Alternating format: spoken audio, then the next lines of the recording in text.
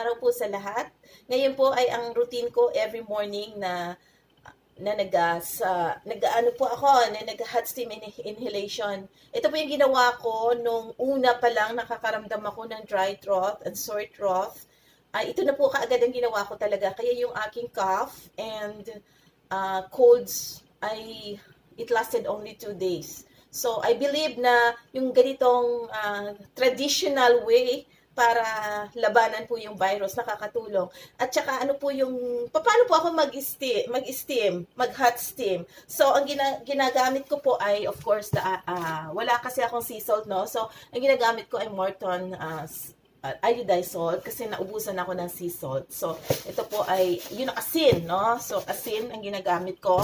At gumagamit po ako ng basin. This is a stainless one, no? Hindi plastic, kundi basin. So, nilagyan ko na po ng salt. Okay? And then, meron po akong electric kettle dito po sa tabi ko.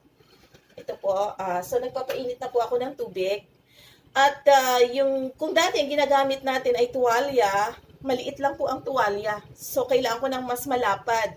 Kasi, ito po yung steam na kung saan half body lang. Kasi yung iba, talagang buong katawan. So, medyo matagal at medyo, pag nagmamadali ka kasi parang ang dami mo pang kailangan gawin at mas risky kasi baka mabanlian tayo ng tubig na mainit.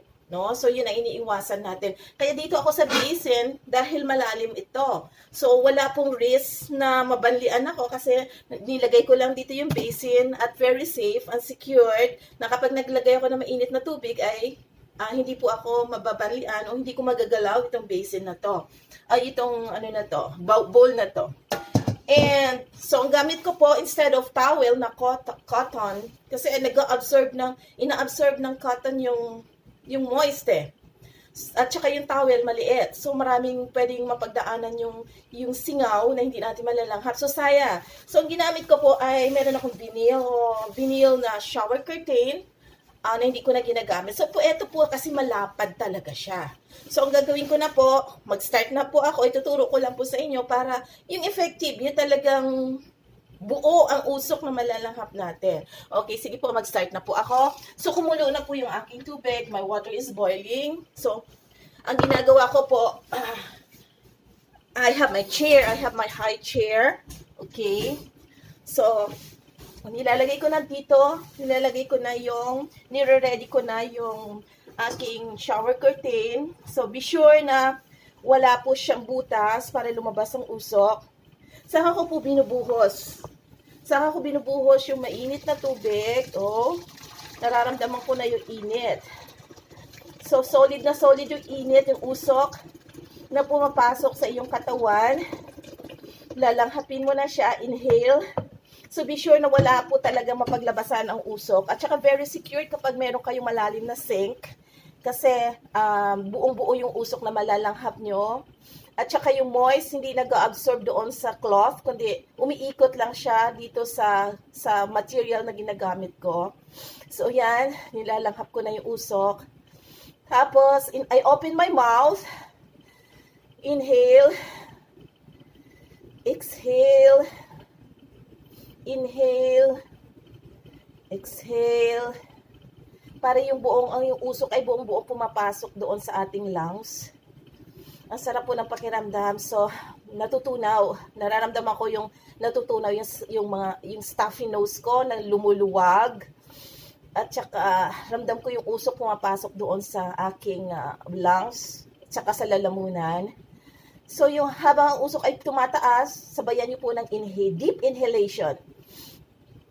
Deep inhale and exhale po, no? So, deep inhale. Ilang times? Kung pwedeng 10 times. Hanggang ang usok ay bumaba at medyo kumukonti na lang. So, ang usok po ay talagang secured na lahat ay nalalanghap ko. Nung hindi kagaya ng towel na kalahati lumalabas, kalahati ay yun na yung ating nasisinghot. At saka yung iba kape, no? Mainit na kape o tsaan, sinisingot. So, medyo mahina po ang usok na pumapasok sa atin. So, yan, nararamdaman ko yung pagluwag ng aking nasal, pagluwag ng aking sipon, At nararamdaman ko yung usok na pumapasok dito sa lungs ko, sa throat. Dito po ako nakakaramdam ng ginhawa. Kaya po, ang ubo ko talaga hindi po siya talagang nag-last ng matagal. Talagang naagapan ko po siya dito sa steam na to. Sa steam inhalation ko na ginagawa every now and then.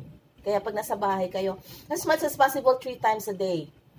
3 times a day. Napakaganda po talaga. Although na yung iba hindi naniniwala sa ganito, parang kasi hassle, ano? Tsaka sometimes dangerous pa. Baka mabanlian ka. Pero kaya that's the way na ginagawa ko dito sa deep sink. Kasi talagang very safe siya, no? Hindi magagalaw ang iyong bowl, yung basin. At very secured.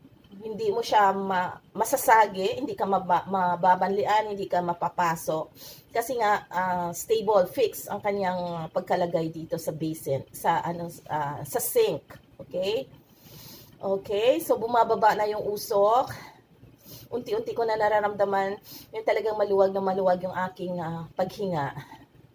So yung usok wala na masyadong hindi na masyadong malakas, pero walang lumabas na usok kundi lahat nilanghap ko talaga siya.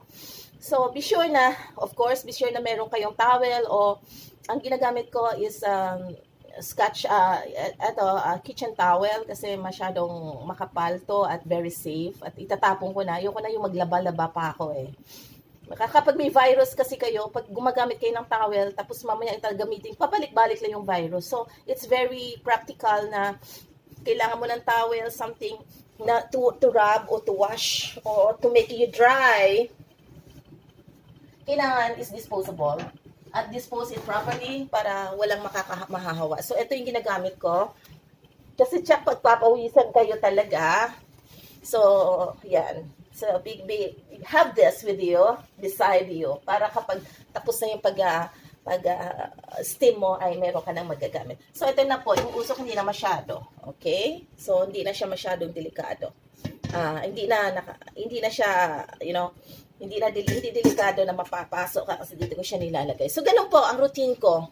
Kaya, I feel so relaxed, I feel so refreshed, I feel talagang maginhawa kapag nag-i-steam ka talaga, lalo na kapag ganitong ginagawa mo na pag-i-steam at ganito yung procedure mo, okay? So, sana may matutunan kayo at sana ma-improve nyo yung inyong, kung sino man yung nagkakaranas ng ubot-sipon ngayon, hindi man COVID o hindi man anumang sakit, basta makaranas kayo ng stuffy nose, throat, and medyo kumakati na start this procedure. Napakabisa at napakagaan at wala kang gagastusin, of course. Tubig, asin at saka gagamitin mo yung mga gamit na gagamitin mo. Thank you po at sana may matutunan kayo. So start your steam inhalation now. Kung hindi nyo pa nagagawa, gawin nyo na po. Thank you and have a nice day sa lahat.